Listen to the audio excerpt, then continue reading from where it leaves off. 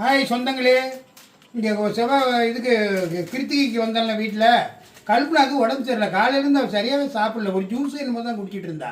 அதை சொன்னான், நைட்டுக்கு என்ன சாப்பிட போகிறேன்னு கேட்டேன். தக்காளி சாதம் இருக்குன்னா பார்த்தேன். குஸ்காவா இது? குஸ்கா போய் அவளுக்கு கொடுக்கலாமா? உடம்பு சரியில்லாமல் இருக்கிறாள். சரியில்லை, வயிறு சரியில்லாத குஸ்கா கொடுக்கலாமா? அதான் சொன்னேன். அப்படி கொடுக்க வேணாமா, குப்தால போய் நான் போய் இட்லி வாங்கிட்டு வரேன் அப்படின்னு சொல்லிட்டு தான் பாருங்கடா.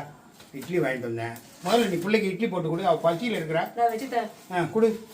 எங்களுக்கெல்லாம் கூட இப்படி வாங்கிட்டு வந்திருக்க மாட்டீங்க. அதுக்குன்னு குழந்தைக்கும் உனக்கு வித்தியாசம் இல்லை. அவன் குழந்தைதான் அவ. பாருங்க இட்லி நல்லா பெரிய பெரிய இட்லி. எத்தனை கல்பனா? 2 வைக்கட்டுமா ஃபர்ஸ்ட்? 2 வை முதல்ல. சரி, குப்தால போய் வாங்கிட்டு இருக்கீங்க. சாப்பிட்டு வாங்கிக்கமா. இதுல 100 சில்லற ஆயிருமே. ஆயிருங்க.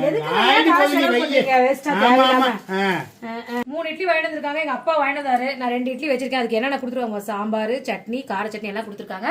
இன்னைக்கு நைட் டின்னர் கல்பனாக்கு இதுதான். எங்க வீட்டுல ஏதாவது சாப்பிட போறோம். இங்க பாருங்க, எனக்கு வந்து பாத்தீங்கன்னா காலையில நாங்க வந்து கொழுக்கட்டை வாங்கிட்டு வந்தோம். சூப்பரா இருக்கு இந்த கொழுக்கட்டை. லட்சுமி பிரகாஷ்ல அதான் சாப்பிட போறோம். வாங்க சாப்பிடலாம்.